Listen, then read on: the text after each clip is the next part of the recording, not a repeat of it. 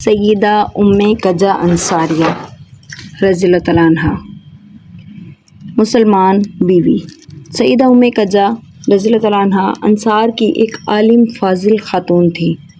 ان کی شادی اوس بن ثابت انصاری رضی اللہ تعالیٰ عنہ کے ساتھ ہوئی، جو بنو عدی بن عمر بن مالک قبیلے کا چشم و چراغ تھا۔ ان کا خاندانی تعلق مدینہ منورہ میں مشہور و معروف قبیلے بنو نجار تک پہنچتا ہے۔ اوس بن ثابت رضی اللہ تعالیٰ عنہ ان لوگوں میں سے ایک ہیں جنہوں نے عقبہ ثانیہ میں اپنی قوم کے معززین کے ساتھ رسول اللہ صلی اللہ علیہ وسلم کی بیعت کا شرف حاصل کیا، اور جب رسول اللہ صلی اللہ علیہ وسلم ہجرت کر کے مدینہ منورہ تشریف لائے تو اوس بن ثابت استقبال کرنے والوں میں بھی شامل تھے، اور انہوں نے مسجد نبی کی تعمیر میں بھی حصہ لیا۔ ام کجا اور ان کے خامد اوس کے درمیان مکمل اتفاق اور ہم آہنگی پائی جاتی تھی، اور دونوں اسلام کے ساتھ یکساں طور پر وابستہ رہے۔ عورت اپنے خامد کی مطیع ہوتی ہے، اس کے حقوق کا خیال رکھتی ہے، خامد کے مال اور اپنی ذات کی حفاظت کرتی ہے۔ خامد اپنی بیوی کے حقوق کو پہچانتا ہے اور اس کی خوب قدر کرتا ہے۔ دونوں میاں بیوی ایک دوسرے کے بہترین رفیق حیات ہوتے ہیں، ایک دوسرے کا ہر طرح سے خیال رکھتے ہیں اور مل کر ایک مضبوط گھرانے کی بنیاد رکھتے ہیں۔ دونوں اس گھرانے کو اسلامی روایات کا گہوارہ اور نور ایمان کا قلعہ بناتے ہیں۔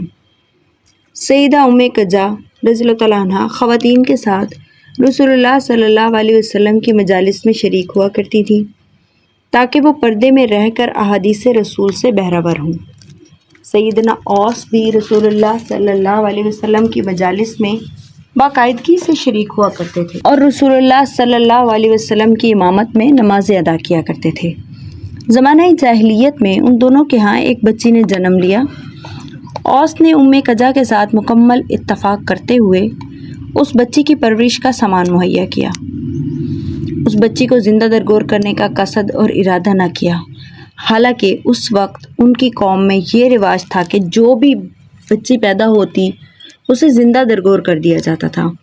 ام کجا کا یہ معمول تھا کہ جب وہ نماز، اپنے خامد کی خدمت کے فرائض اور اپنی ننھی سی بچی کی دیکھ بھال سے فارغ ہوتی تو چمڑے کے ان ٹکڑوں اور کھجور کی کھال کی طرف متوجہ ہوتی جس پر ان کا خامد قرآنی آیات لکھا کرتا تھا، تاکہ وہ حسب استطاعت ان قرآنی آیات کو زبانی یاد کر سکیں۔ بدر میں جہاد کی امنگ۔ ایک دن سیدنا اوس رضی اللہ تعالیٰ عنہ اپنی بیوی کے پاس جلدی میں آئے۔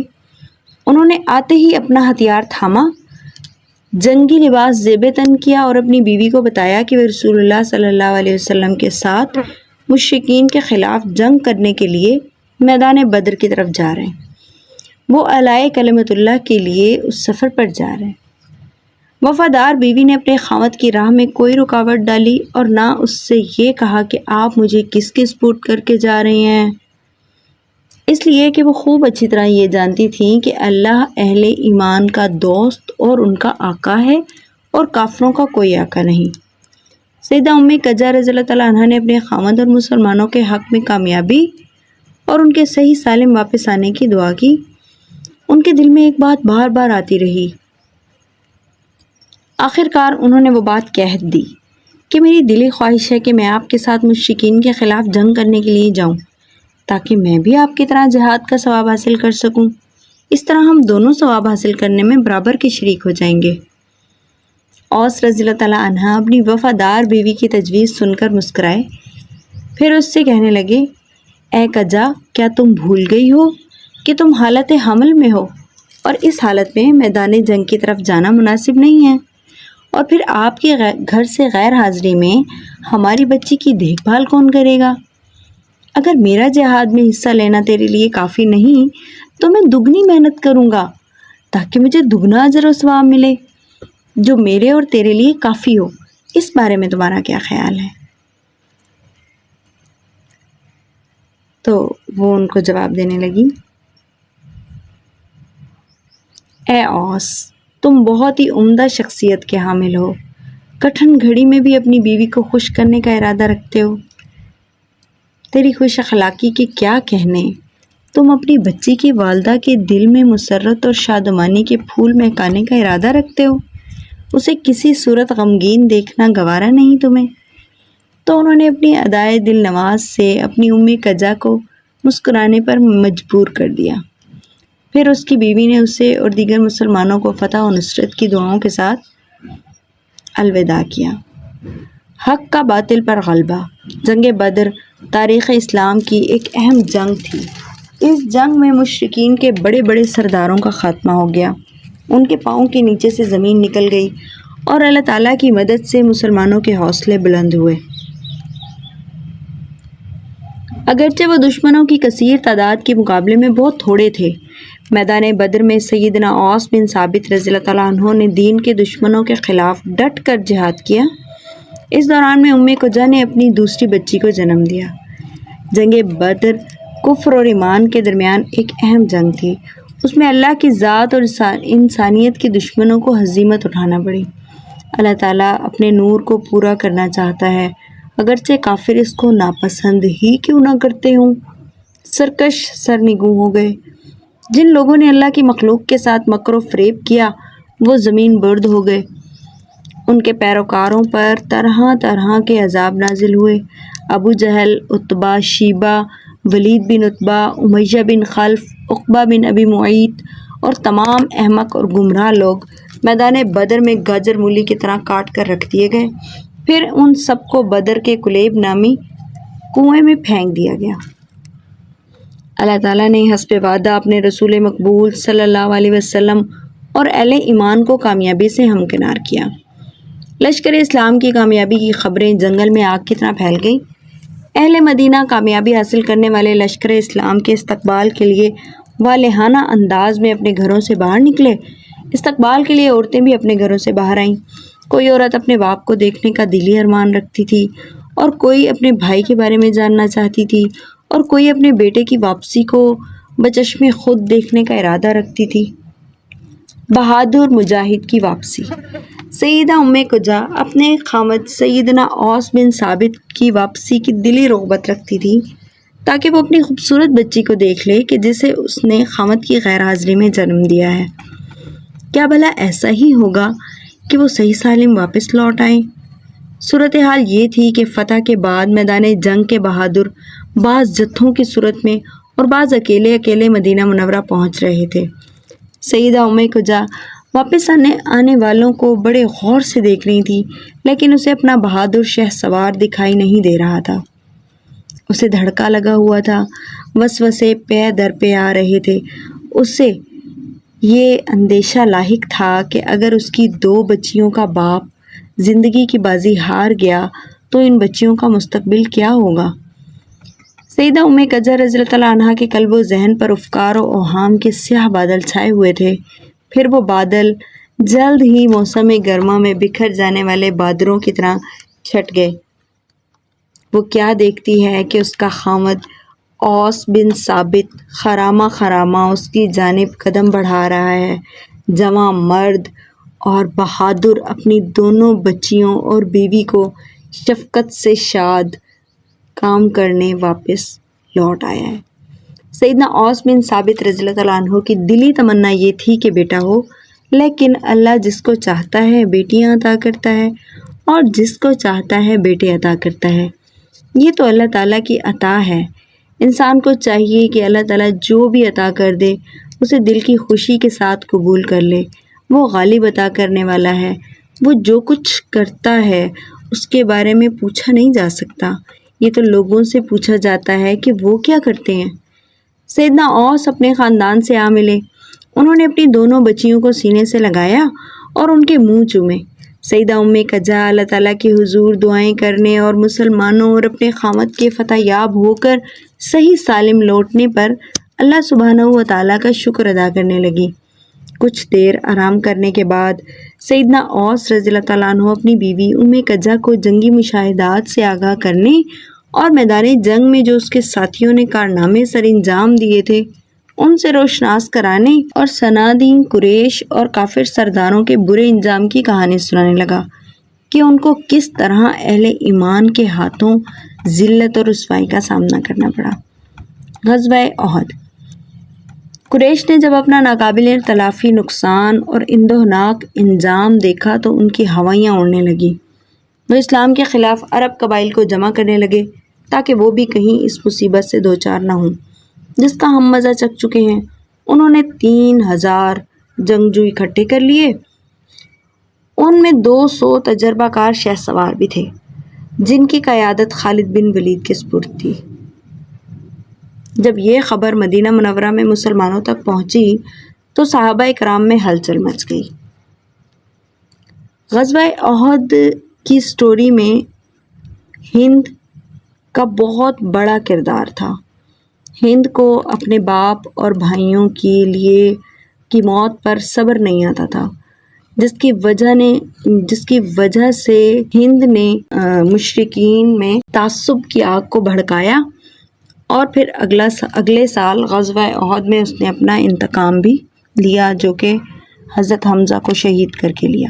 بعد ازاں ہند مسلمان ہو گئی تھی اور ان کی کہانی بھی یوٹیوب پر اسی چینل پر موجود ہے۔ میں اینڈ میں اس کو پن کر دوں گی، آپ لوگ اس کو ضرور سنیے گا۔ اوکے، جب یہ خبر مدینہ منورہ میں مسلمانوں تک پہنچی تو صحابہ کرام میں ہلچل مچ گئی۔ سنن دارمی میں سیدنا جابر بیان کرتے ہیں کہ رسول اللہ صلی اللہ علیہ وسلم نے فرمایا، میں نے خواب میں دیکھا ہے کہ میں ایک مضبوط زرہ میں ہوں اور میرے سامنے ایک گائے کو ذبح کیا جا رہا ہے۔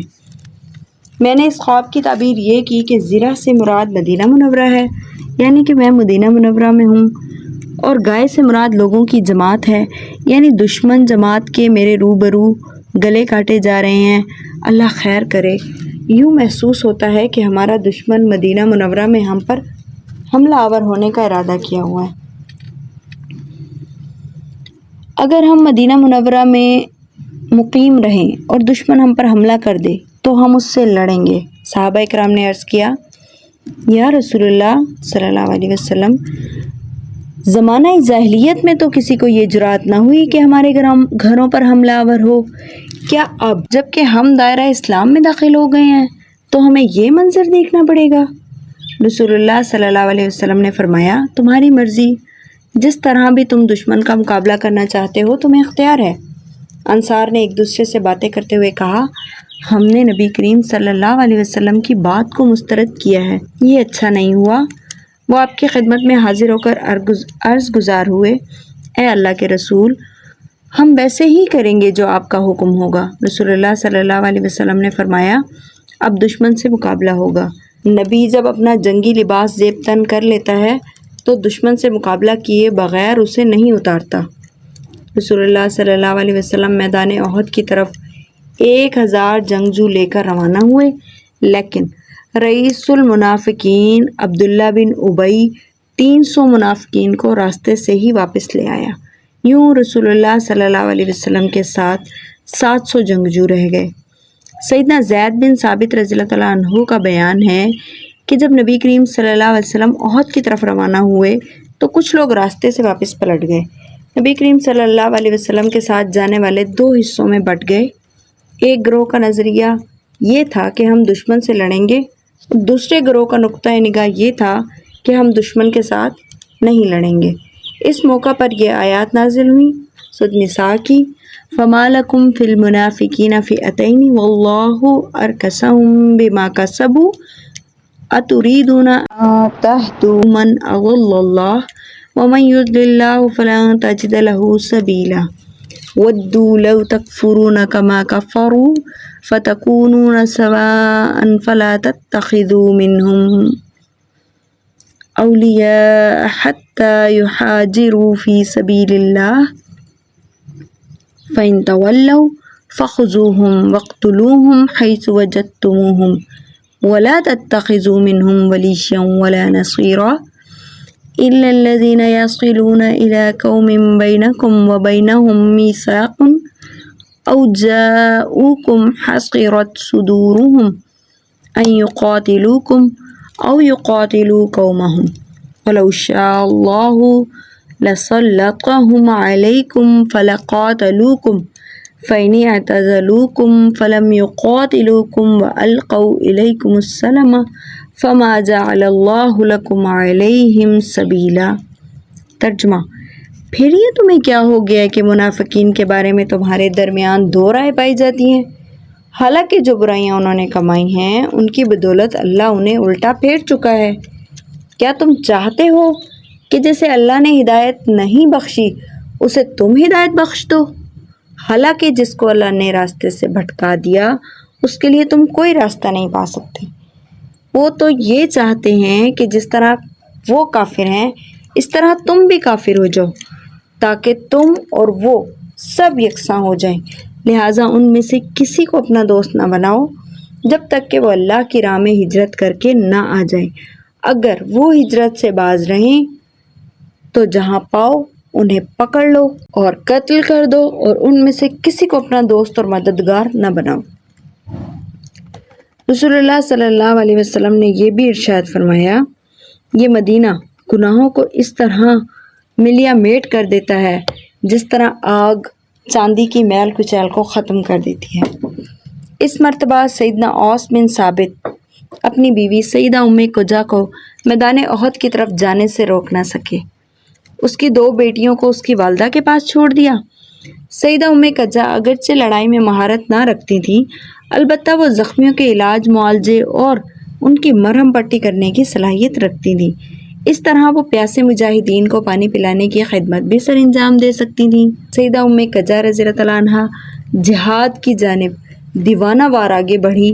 وہ اپنے خامد سیدنا اوس رضی اللہ عنہ کے شانہ بشانہ جہاد میں بھرپور حصہ لینے کی اپنی دلی آرزو پوری کرنا چاہتی تھیں۔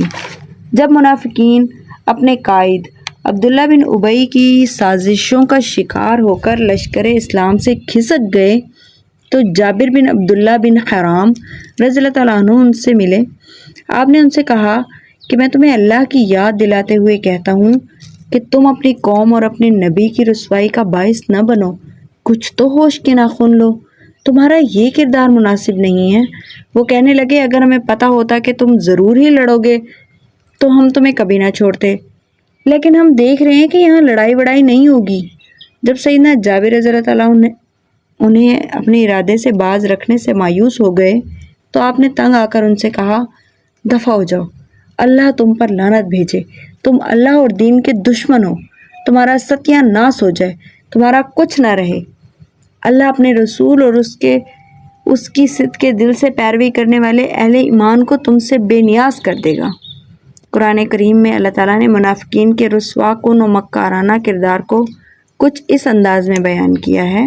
ارشاد باری تعالیٰ ہے، وَلِيَعْلَمَ الَّذِينَ نَافَقُوا وَقِيلَ لَهُمْ تَعَالَوْا قَاتِلُوا فِي سَبِيلِ اللَّهِ أَوِ ادْفَعُوا قَالُوا لَوْ نَعْلَمُ قِتَالًا لَاتَّبَعْنَاكُمْ هُمْ لِلْكُفْرِ يَوْمَئِذٍ أَقْرَبُ مِنْهُمْ لِلْإِيمَانِ يَقُولُونَ بِأَفْوَاهِهِمْ مَا لَيْسَ فِي قُلُوبِهِمْ وَاللَّهُ أَعْلَمُ بِمَا يَكْتُمُونَ الَّذِينَ قَالُوا لِإِخْوَانِهِمْ وَقَعَدُوا لو اطاعونا ما قتلوا قل فادرؤوا عن انفسکم الموت ان کنتم صادقین۔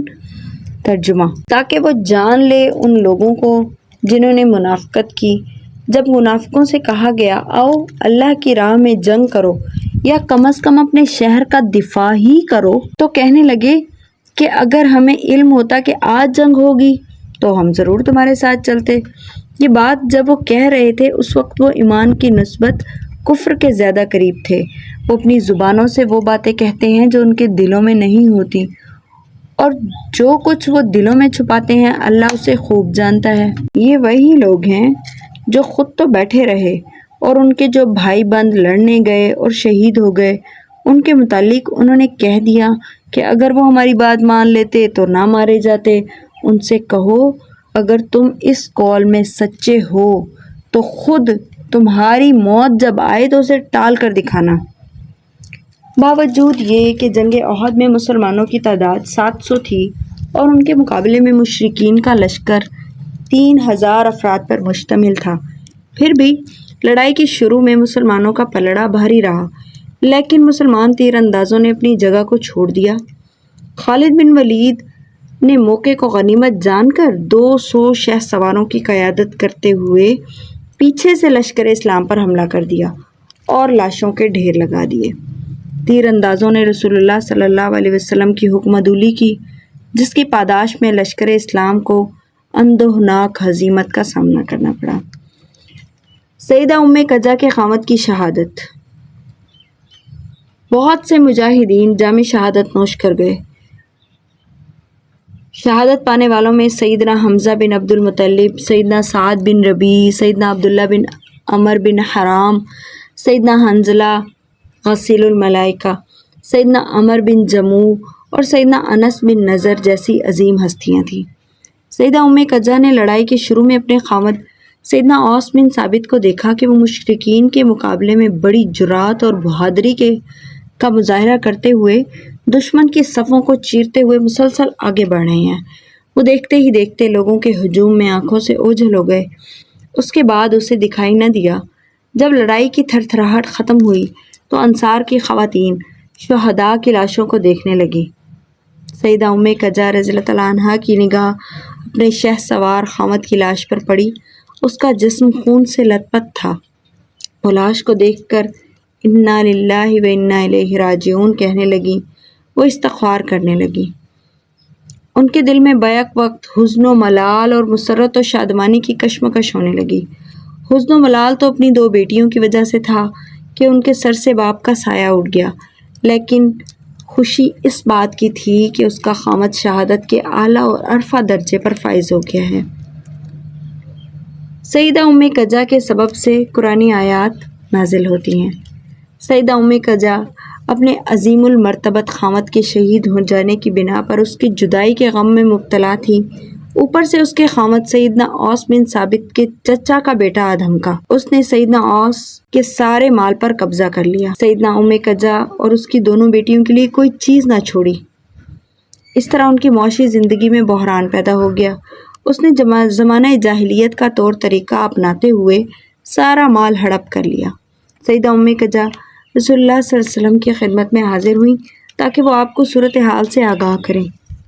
نبی کریم صلی اللہ علیہ وسلم نے سیدنا اوس رضی اللہ تعالیٰ عنہ کے چچا زاد بھائی کو بلایا اور اس سے مال کے بارے میں پوچھا تو اس نے کہا، اے اللہ کے رسول، اس کا کوئی بیٹا نہیں جو گھوڑے پر سوار ہو، جو خاندان کا بوجھ اٹھائے اور دشمن سے لڑے۔ زمانہ جاہلیت کے نظام کے مطابق جب کوئی شخص فوت ہو جائے تو اس کے مال میں سے عورت کو اور چھوٹے بچوں کو کچھ نہیں دیا جاتا۔ رسول اللہ صلی اللہ علیہ وسلم نے فرمایا، جاؤ، میں انتظار کرتا ہوں کہ اللہ تعالیٰ ان عورتوں کے بارے میں کیا حکم نازل فرماتا ہے۔ سیدہ ام قجہ رضی اللہ تعالیٰ عنہا اپنی بیٹیوں کے ساتھ وہیں بیٹھ کر انتظار کرنے لگیں کہ اللہ سبحانہ و تعالیٰ کیا حکم نازل فرماتے ہیں۔ انہیں یہ دلی اطمینان تھا کہ اللہ تعالیٰ عدل و انصاف پر مبنی حکم نازل فرمائے گا، کیونکہ عدل و انصاف اس کے اسماء حسنیٰ میں سے ہے۔ اس موقع پر اللہ تعالیٰ نے یہ آیات نازل کی۔ ارشاد باری تعالیٰ ہے، الرجال نصیب مما ترک الوالدان والاقربون وللنساء نصیب مما ترک الوالدان والاقربون مما قل منه او کثر نصیبا مفروضا وإذا حضر القسمة أولو القربى واليتامى والمساكين فارزقوهم منه وقولوا لهم قولا معروفا وليخشى الذين لو تركوا من خلفهم ذرية ضعفا خافوا عليهم فليتقوا الله وليقولوا قولا سديدا إن الذين يأكلون أموال اليتامى ظلما إنما يأكلون في بطونهم نارا ويصلون سعيرا يوصيكم الله في أولادكم للذكر مثل حظ الأنثيين فإن كن نساء فوق اثنتين فلهن ثلث مما ترك وإن كانت واحدة فلها النصف ولأبويه لكل واحد منهما السدس مما ترك إن كان له ولد فإن لم يكن له ولد وورثه أبواه فلأمه الثلث فإنه كان له إخوة فلأمه السدس من بعد وصية يوصي بها أو دين آباؤكم وأبناؤكم لا تدرون أيهم أقرب لكم نفعا فریضۃ من اللہ ان اللہ کان علیما حکیما۔ سورۃ نساء۔ ترجمہ: مردوں کے لیے اس مال میں سے حصہ ہے جو ماں باپ اور قریبی رشتہ داروں نے چھوڑا ہو، اور عورتوں کے لیے بھی مال میں حصہ ہے جو ماں باپ اور قریبی رشتہ داروں نے چھوڑا ہو، خواہ تھوڑا ہو یا بہت، اور یہ حصہ اللہ کی طرف سے مقرر ہے۔ اور جب تقسیم کے موقع پر کنبہ کے لوگ یتیم اور مسکین آئیں تو اس مال میں سے ان کو بھی کچھ دو اور ان کے ساتھ بھلے مانسوں کی سی بات کرو۔ لوگوں کو اس بات کا خیال کر کے ڈرنا چاہیے کہ اگر وہ خود اپنے پیچھے بے بس اولاد چھوڑتے تو مرتے وقت انہیں اپنے بچوں کے حق میں کیسے کچھ اندیشے لاحق ہوتے۔ بس چاہیے کہ اللہ کا خوف کریں اور راستے کی بات کریں۔ جو لوگ ظلم کے ساتھ یتیموں کا مال کھاتے ہیں، در حقیقت وہ اپنے پیٹ میں آگ بھرتے ہیں اور وہ ضرور جہنم کی بھڑکتی ہوئی آگ میں جھونکے جائیں گے۔ تمہاری اولاد کے بارے میں اللہ تمہیں ہدایت کرتا ہے کہ مرد کا حصہ 2 عورتوں کے برابر ہے۔ اگر میت کی وارث 2 یا 2 سے زائد لڑکیاں ہوں تو انہیں ترکے کا 2/3 دیا جائے۔ اگر ایک ہی لڑکی وارث ہو تو اس کا حصہ آدھا ترکہ ہے۔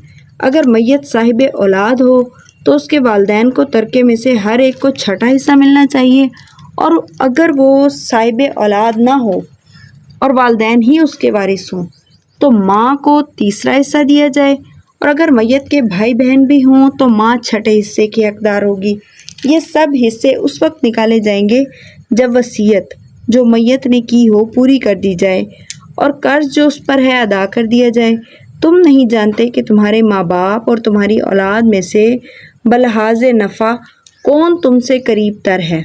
یہ حصے اللہ نے مقرر کر دیے ہیں، اور اللہ ساری حقیقتوں سے واقف اور ساری مصلحتوں کو خوب جانتا ہے۔ یہ آیت نازل ہونے کے بعد رسول اللہ صلی اللہ علیہ وسلم نے سیدہ قزہ، ان کی دونوں بیٹیوں اور ان کے باپ کے چچا زاد بھائی کو بلایا اور اسے حکم دیا کہ اوس کے ترکے میں سے اس کی 2 بیٹیوں کو 2 ثلث دیں اور ان کی والدہ کو مال کا 8واں حصہ دیں۔ جو مال باقی بچے وہ 13 ہے۔ آسمان سے عدل و انصاف کے مطابق فیصلہ نازل ہونے کے بعد بھی بات کرنے کی کوئی گنجائش باقی رہ جاتی ہے؟ ہرگز نہیں۔ اللہ سبحانہ و تعالیٰ سیدہ قزہ پر اپنی رحمت کی برکھا برسائے اور انہیں اپنی خوشنودی سے نوازے۔ آمین یا رب العالمین۔